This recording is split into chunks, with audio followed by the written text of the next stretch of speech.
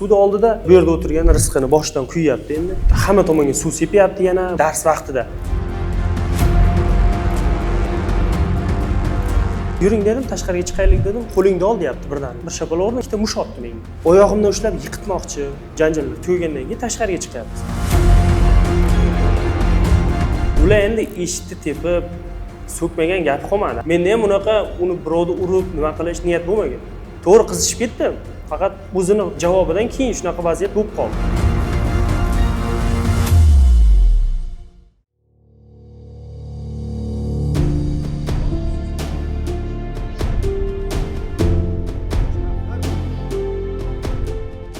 Bu respublikani o'qituvchilar yetishi kerak. Hammalaringizlar, muhtaram prezidentimiz, administratsiya rahbariyati himoyasidasizlar.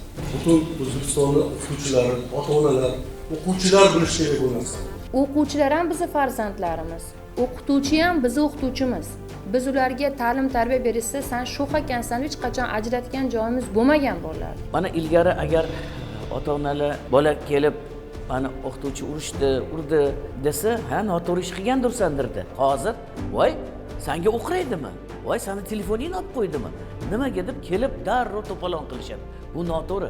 Bir narsani aytmoqchiman. O'qituvchiga bugun suv sepyapti, o'qituvchini qadrsiz qilyapti.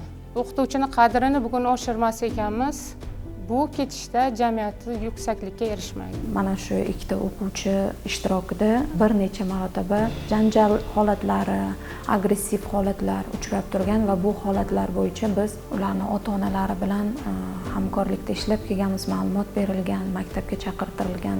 Bu bolalar oldin ham shu dars o'tishimizga xalaqit qilgan. Juda agressivniy holatda bola, 7-may kuni bola birdaniga senlashga o'tib ketdi, qo'lingni tort deb va orqasidan 4-5 marta so'kish, haqorat so'zlarini ishlatdi.